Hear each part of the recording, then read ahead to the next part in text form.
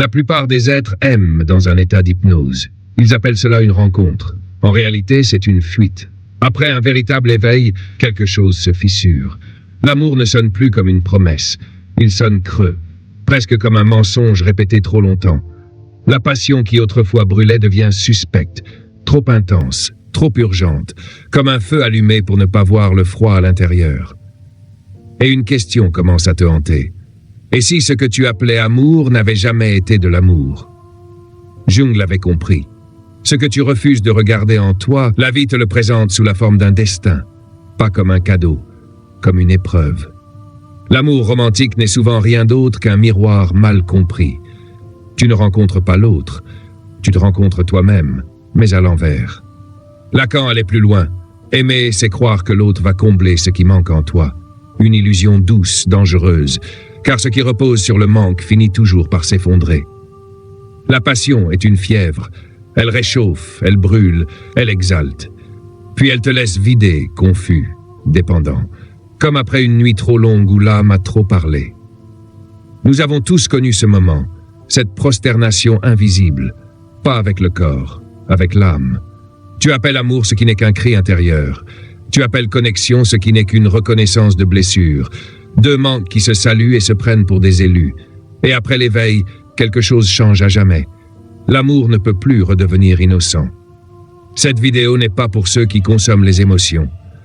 Elle est pour ceux qui ont déjà vu leur monde s'écrouler après avoir compris une chose simple et terrible.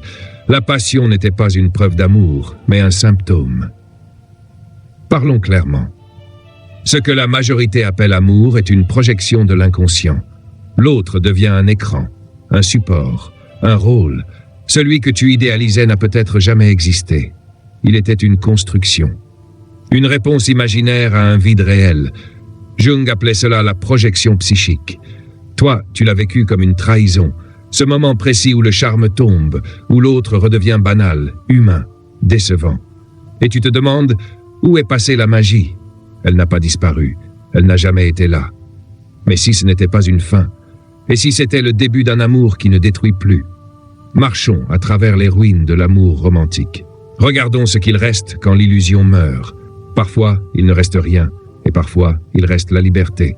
Tomber amoureux est un acte de foi, mais bien souvent, c'est un acte de fuite déguisé en destin. Le coup de foudre, la connexion immédiate, le sentiment d'évidence, tout cela est rarement mystique.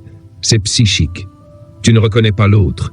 Tu reconnais une image intérieure qui attendait un visage, l'anima, l'animus. Des figures cachées dans la psyché, affamées de projection.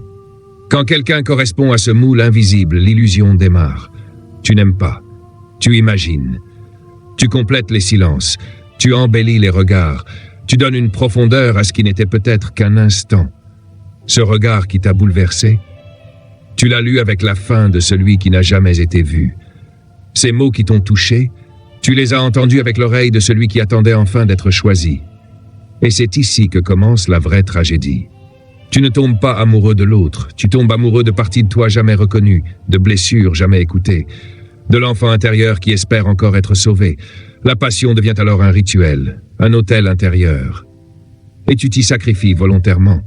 Puis vient l'éveil. Et l'éveil n'est pas doux. Il est brutal. Le voile se déchire, l'autre cesse d'être un symbole, il devient réel, imparfait, limitant. Et quand l'image s'effondre, il reste parfois le vide. Ce vide fait peur, mais il libère. Car aimer sans projection exige une chose que peu acceptent, se regarder sans décor. C'est pour cela que les amours projetés sont si intenses. Elles brûlent vite et meurent violemment. La première contradiction suffit à tout faire exploser, parce que c'était pas l'autre que tu aimais. C'était l'histoire. Aimer une fantaisie est confortable, jusqu'à ce que le réel frappe. Alors tu comprends, tu n'étais pas amoureux. Tu étais hypnotisé. Le réveil est froid. Le monde paraît plus vide, l'amour plus lointain, et toi, plus seul. Mais ce silence nouveau est précieux, car pour la première fois, tu peux poser les vraies questions.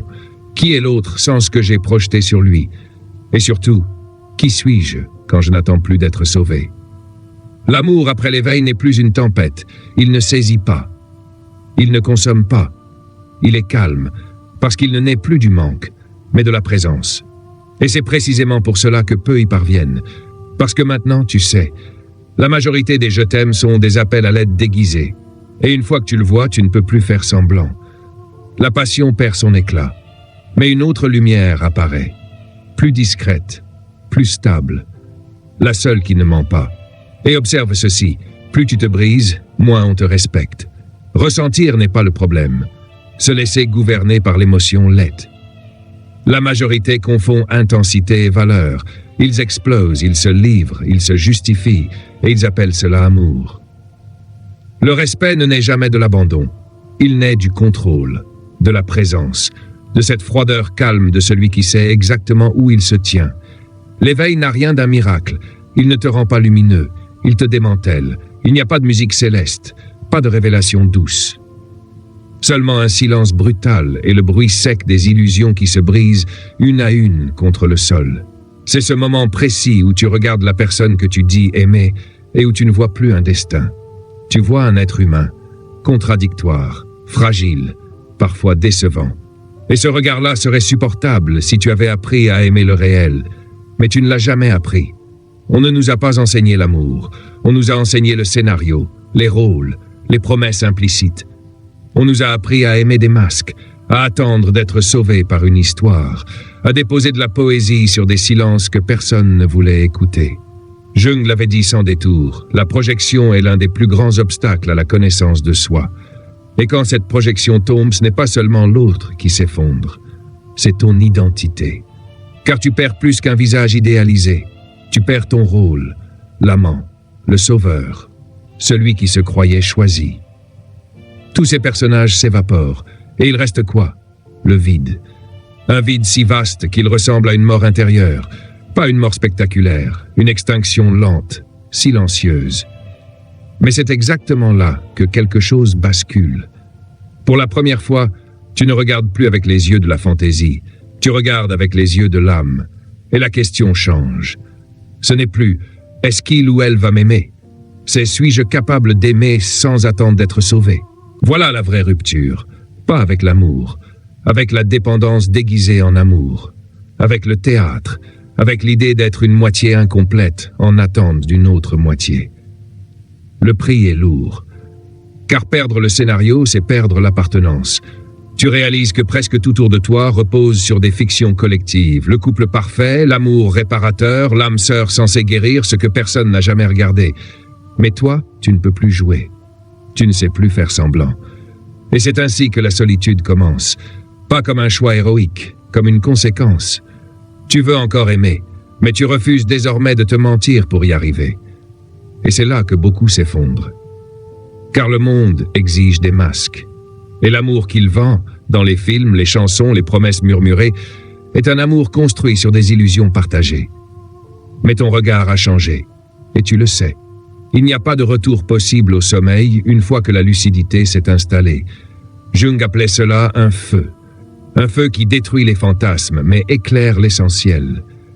Cette lumière n'est pas confortable. Elle révèle à quel point ta vie était organisée autour de tromperies nécessaires. Tu revisites les rencontres, les promesses, les mots jamais envoyés, et tu comprends quelque chose de dérangeant. Tu ne cherchais pas l'amour, tu cherchais l'anesthésie. Or l'amour qui vient après la chute n'endort pas. Il opère, il ne te complète pas, il te met face à toi-même, sans anesthésie, sans décor. Et voici la vérité la plus difficile à accepter. Après cet éveil, tu peux encore tomber amoureux, mais jamais dans l'ignorance. Tu vois la mécanique, tu vois l'ego vouloir projeter, tu vois la peur déguiser le manque en connexion immédiate, tu vois l'enfant intérieur chercher une maison dans un regard. Et même si parfois tu as envie de t'abandonner, une voix en toi murmure « Calme-toi ». Ce n'est peut-être pas de l'amour, c'est peut-être ton vide qui réclame une scène. L'amour sans fantaisie est plus discret, moins exaltant. Il ne promet rien, il offre la présence. Et la présence est inconfortable pour ceux qui ont vécu de promesses. C'est pour cela que les éveillés semblent froids. Mais c'est pas de la froideur, c'est du discernement. Ils ne courent plus après l'amour comme après l'oxygène. Ils avancent, ils observent, ils choisissent. Ils ne se donnent plus par peur d'être seuls, ils se donnent par décision. S'éveiller, c'est arrêter de supplier pour être aimé et commencer à se demander si l'amour proposé peut survivre à ton nouveau silence. Beaucoup restent suspendus ici, entre la tentation de replonger dans le rêve et une vérité trop claire pour être oubliée. L'amour reste possible, mais seulement sans masque, sans scénario, sans projection. Car une fois que tu as vu l'autre sans fantasme, tu refuses d'aimer une moitié, et tu refuses d'être aimé pour une moitié. Ce que tu appelais passion était peut-être ton ombre en train de crier.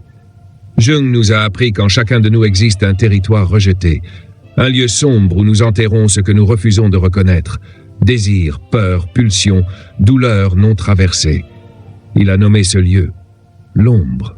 Et la vérité la plus dérangeante, c'est que l'ombre ne disparaît jamais parce qu'on la nie. Elle attend, elle se déguise et elle revient, souvent sous la forme de l'amour. La plupart du temps, tout cela se déguise en amour.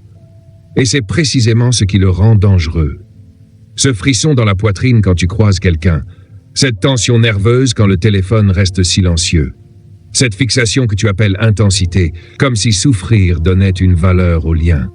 Mais si ce n'était pas de l'amour, si ce que tu ressens n'était qu'un mouvement intérieur mal compris, une force qui ne cherche pas l'autre, mais une scène sur laquelle se projeter, car lorsque tu refuses de regarder ce qui vit dans ton obscurité, tu le places ailleurs, sur un visage, sur une voix, sur une présence qui devient soudain essentielle. Tu dis que tu aimes, mais en réalité, tu tentes de récupérer une part de toi laissée en arrière, une part blessée, une part affamée, une part qui n'a jamais été reconnue. C'est pour cela que certaines relations ont l'odeur de la dépendance. Elles ne parlent pas de rencontre, mais de compensation. Elles ne cherchent pas l'union, mais l'anesthésie. Nous fuyons le vide, nous fuyons la solitude, nous fuyons cette douleur ancienne qui n'a jamais trouvé de mots. Alors, quand quelqu'un réveille quelque chose en nous, nous appelons cela amour. Mais parfois, ce n'est pas l'autre qui nous attire, c'est le reflet qu'il renvoie. Un miroir silencieux dans lequel apparaît sans que tu le saches la version de toi-même que tu as tenté d'enterrer.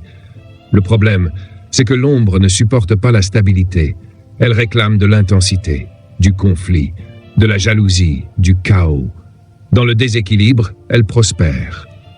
Alors tu construis des relations qui ressemblent à des tragédies. Tu aimes trop. Tu souffres trop. Tu t'effaces trop. Et tu crois que c'est une preuve de profondeur. Mais ce ne l'est pas. C'est simplement l'ombre qui dirige. Et lorsque l'autre cesse de jouer le rôle prévu par ton scénario inconscient, la douleur éclate. Non pas parce que l'amour est mort, mais parce que l'illusion est menacée. Pour celui qui vit dans l'ombre, l'illusion est une armure. La perdre, c'est se retrouver nu face à soi-même. C'est pour cela que tant de relations se terminent dans la destruction. Non par manque d'amour, mais parce que ce qui les soutenait était une blessure jamais regardée. Jung l'avait formulé sans détour. Ce qui nous irrite le plus chez l'autre est souvent ce que nous refusons de reconnaître en nous. Le jaloux perçoit à l'extérieur la trahison qu'il abrite intérieurement. Le contrôlant craint de perdre une maîtrise qu'il n'a jamais eue. Celui qui mendie l'attention tente de combler l'abandon qu'il porte en lui. À un certain niveau, nous demandons tous à l'autre de nous sauver de nous-mêmes, et nous appelons cela amour. Mais l'amour véritable ne naît pas de la fuite, il naît de la présence, de la rencontre réelle, pas de la projection. Lorsque tu commences à regarder ta propre obscurité, quelque chose se déplace. Tu cesses d'exiger que l'autre porte ce qui t'appartient. Tu n'as plus besoin de relations fondées sur l'urgence émotionnelle. Tu découvres une autre qualité de lien, une présence stable, calme, qui ne tremble pas au moindre silence. Une présence qui ne se nourrit pas de jalousie, qui ne confond pas désir et obsession. Et c'est là que la difficulté commence. Après cette clarté, beaucoup de relations passées apparaissent pour ce qu'elles étaient, des mises en scène. Tu te rappelles les drames, les réconciliations excessives, les nuits à pleurer pour quelqu'un qu'au fond tu n'avais jamais vraiment rencontré. Et tu comprends, ce n'était pas de l'amour. C'était une part de toi qui réclamait d'être vue.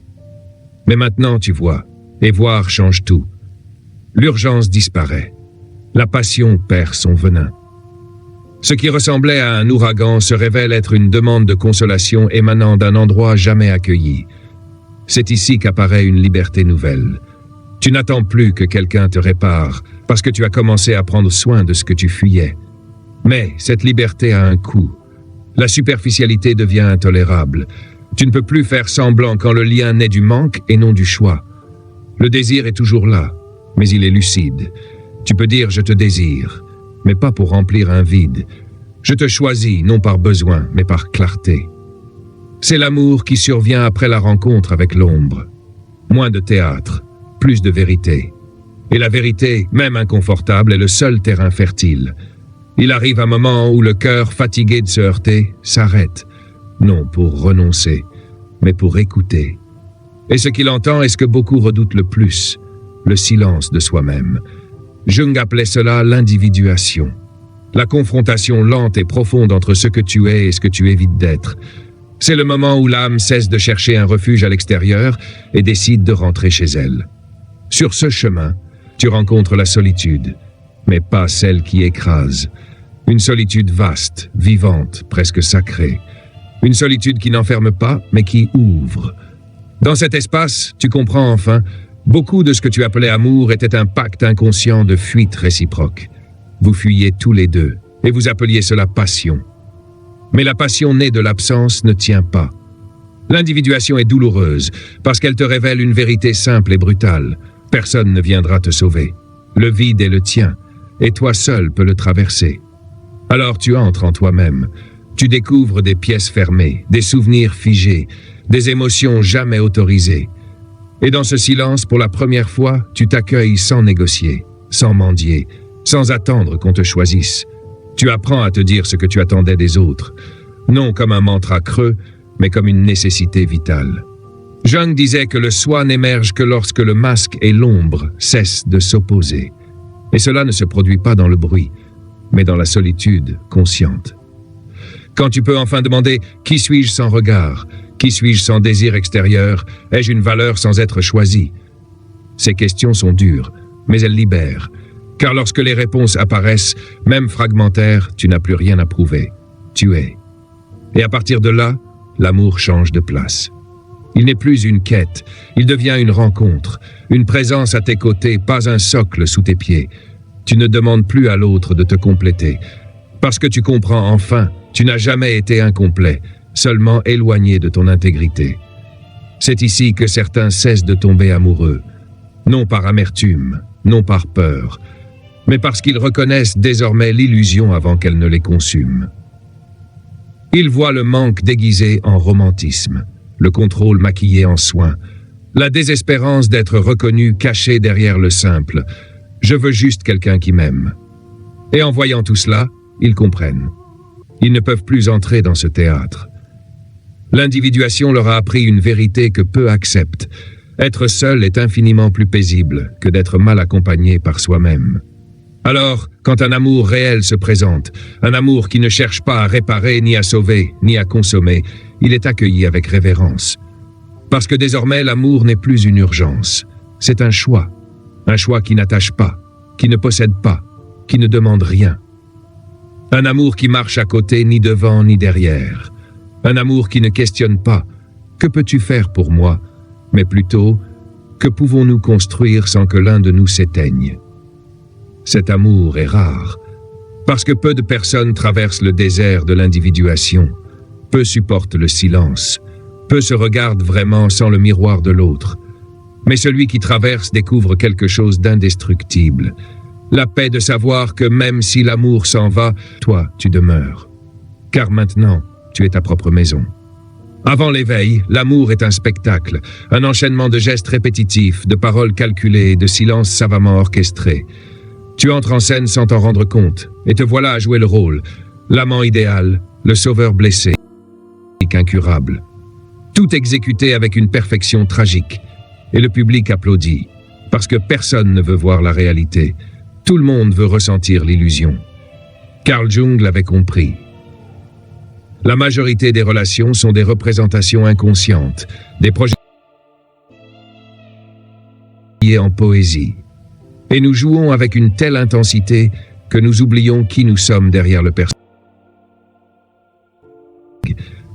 Tu te fatigues de répéter les mêmes scénarios, de promettre l'éternité dans un monde fait d'impermanence, de mendier l'amour comme on quémande un rôle principal.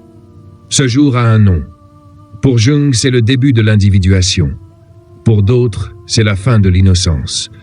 Pour ceux qui l'ont vécu, c'est le jour où tu comprends que tu n'as plus besoin de tomber pour aimer. Oui, avant, aimer c'était tomber. Tomber dans l'idéalisation, tomber dans le manque, tomber dans des promesses qui t'enchaînaient. Aimer c'était te perdre. Mais après que le théâtre s'effondre, quelque chose de nouveau naît. Tu commences à aimer sans besoin. Et c'est étrange, parce que l'amour ne fait plus mal. Il n'exige plus de sacrifices héroïques. Il n'y a plus de drame, plus de retournements imprévisibles. Il est trop calme pour celui qui croyait que l'amour devait faire souffrir. Voici la clé. Tu n'essaies plus de te compléter. Tu t'as déjà. Pour cette raison, tu ne mendis plus de miettes émotionnelles. Tu ne te modèles plus pour entrer dans le cœur de quelqu'un. Tu aimes simplement. Parce que tu le veux. Parce que tu le peux. La présence de l'autre n'est plus nécessaire. Elle est désirée. Et la différence entre nécessité et désir est abyssale. Quand l'amour ne naît pas du manque, il naît pur. Plus de jalousie déguisée en protection. Plus de contrôle maquillé en attention. Plus de peur masquée en promesse éternelle. Tu n'as plus besoin de garantie. Tu as compris que le présent, pleinement vécu, vaut mieux que n'importe quelle promesse. L'amour après l'éveil est un choix. Et choisir exige de la conscience. Il paraît étrange alors que la majorité reste prisonnière du théâtre. Terrifiée par le silence, par le réel, par l'idée de ne pas être aimé. Mais celui qui a regardé derrière le rideau sait. Ce qui semblait être de l'amour n'était souvent qu'une mise en scène. Celui qui descend de la scène recommence à respirer. Il réalise qu'il n'a plus besoin de conquérir, ni de prouver sa valeur, ni de se blesser pour être vu. Il existe entier. Et celui ou celle qui marche à ses côtés doit exister entier aussi. Cet amour est différent. Il ne promet pas l'éternité. Il ne menace pas de partir au moindre désaccord. Il n'exige pas que tu t'éteignes pour plaire. Il t'éclaire. Et il exige la vérité. C'est pour cela que les éveillés semblent difficiles à aimer. Ils ne se laissent plus séduire par les performances, par les gesticulations dramatiques, par les rôles bien appris. Ils n'achètent plus de billets pour le théâtre. Ils préfèrent le silence honnête à la beauté répétée. Ils veulent la présence, la vérité, le choix, et cela fait peur.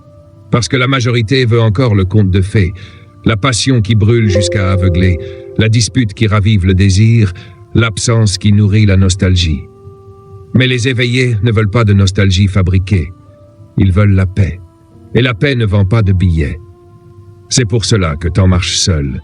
Aimer après l'éveil exige une maturité rare, le courage de ne pas dépendre, la clarté de rester entier sans emprisonner l'autre. Peu sont prêts, mais celui qui l'est découvre une vérité. L'amour le plus rare n'est pas celui qui te fait tomber, mais celui qui te maintient debout, aux côtés de l'autre. Non par besoin, mais par choix. Choisir quelqu'un sans en avoir besoin est l'acte d'amour le plus libre qui existe. Alors pourquoi les éveillés ne tombent-ils plus amoureux ? Parce qu'ils voient. Et voir est souvent la fin de l'illusion, mais le début de la lucidité. Lorsque le voile tombe, l'amour ne meurt pas. Il se transforme, de la fièvre au feu lent, de l'urgence à la présence, de la dépendance au partage. L'amour continue d'exister, mais il marche pieds nus, sans masque, sans contrats inconscients, sans la précipitation de celui qui se sent vide. Pour les éveillés, l'amour n'est plus un accident. C'est une décision claire, sobre, profonde. Et c'est pour cela qu'il est si rare. Il exige le courage de marcher sans les béquilles de l'ego. Il exige que tu sois devenu ta propre maison avant d'inviter quelqu'un à entrer. Carl Jung, avec une sagesse qui traverse les siècles, nous montre que l'amour le plus vrai n'est pas celui qui nous emporte, mais celui qui nous trouve lorsque nous avons cessé de nous perdre. Peut-être que là se cache la révolution silencieuse de l'amour conscient. Tu ne tombes plus. Tu ne te donnes plus par manque. Tu choisis. Et un choix né de liberté est la forme d'amour la plus pure qui soit. Si tu es arrivé jusqu'ici, peut-être que ce sujet a touché quelque chose que personne ne voit. Ce silence dans la poitrine que tu ne sais pas nommer, mais que tu ressens. Moi aussi, j'ai été là. Je me souviens d'une nuit, assis ici sur le sol de ma chambre, dans l'obscurité, le téléphone à la main, attendant un message qui n'arriverait jamais. Ce n'était pas seulement la personne, c'était tout ce que je projetais sur elle. Le salut, la reconnaissance, l'idée naïve que quelqu'un me verrait enfin. Mais cette nuit-là, celui qui m'a vu, c'était le miroir. Et il n'y avait personne d'autre que moi, blessé mais vivant, perdu mais éveillé. Sans le savoir, cette nuit-là, j'ai commencé à me réveiller. Et aujourd'hui, être ici avec toi, à partager ce chemin, c'est presque comme retourner dans le temps et murmurer à celui que j'étais cette nuit-là. Tu iras bien. Ça fera mal, oui, mais un jour tu remercieras d'avoir cessé d'aimer comme avant. Merci de m'avoir laissé entrer dans ton silence. Merci d'avoir écouté avec l'âme. Merci de ne pas avoir détourné le regard face à ces vérités qui effraient, mais libèrent. Si cette vidéo t'a touché, commente. Dépose ce que tu portes. Peut-être que quelqu'un lira tes mots et s'éveillera à son tour. Parfois, une seule phrase honnête suffit pour cesser de faire semblant qu'on n'est pas fatigué de se blesser au nom de l'amour. Et si tu as compris que ressentir moins n'est pas de la froideur, mais de la puissance, ne pars pas sans voir le contenu complet. Clique sur le lien dans la description ou sur le premier commentaire épinglé. Avant de fermer cet onglet et de retourner prétendre que tout va bien avec cet amour qui te consume plus qu'il ne t'enlace, mets un like à cette vidéo. Vraiment, le bouton est là. Il n'attend qu'un geste de toi. Lui aussi a souffert par amour, alors sois gentil. Dis-moi en commentaire, penses-tu que l'amour véritable soit encore possible dans ce monde de projection? Abonne-toi à la chaîne. Ici, pas de serment éternel, seulement des réflexions qui pourraient te faire reconsidérer cet emoji que tu as envoyé hier soir et ces vidéos qui apparaissent maintenant à l'écran. Attention, l'une d'elles pourrait dire exactement ce que tu n'étais pas encore prêt à entendre. Mais si tu es arrivé jusqu'ici, peut-être que maintenant, tu l'es.